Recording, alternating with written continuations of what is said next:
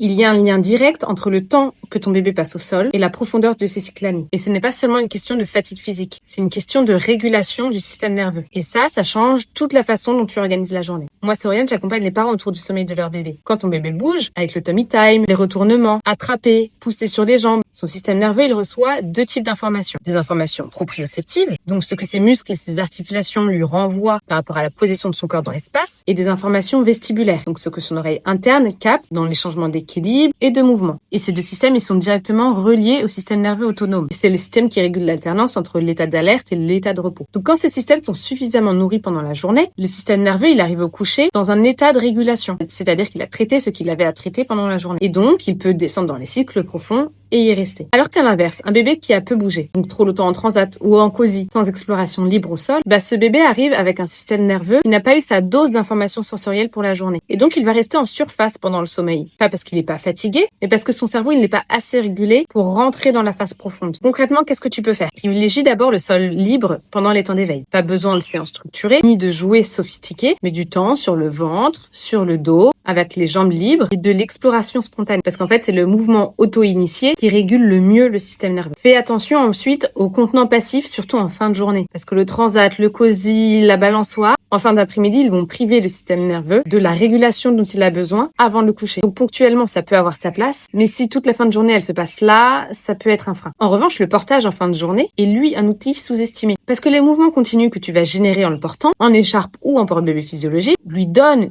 une stimulation vestibulaire et proprioceptive douce et rythmée. Elle va réguler sans réactiver et donc elle va préparer le terrain pour l'endormissement. Donc observe le lien dans ton quotidien. Les jours avec beaucoup de sol libre, une sortie du portage et regarde la nuit. Puis les jours passifs, regarde la différence. Et tu verras que le chemin il apparaît assez vite. Donc si les nuits de ton bébé sont variables sans raison apparente, écris sommeil en commentaire et on regarde ensemble ce qu'on peut ajuster.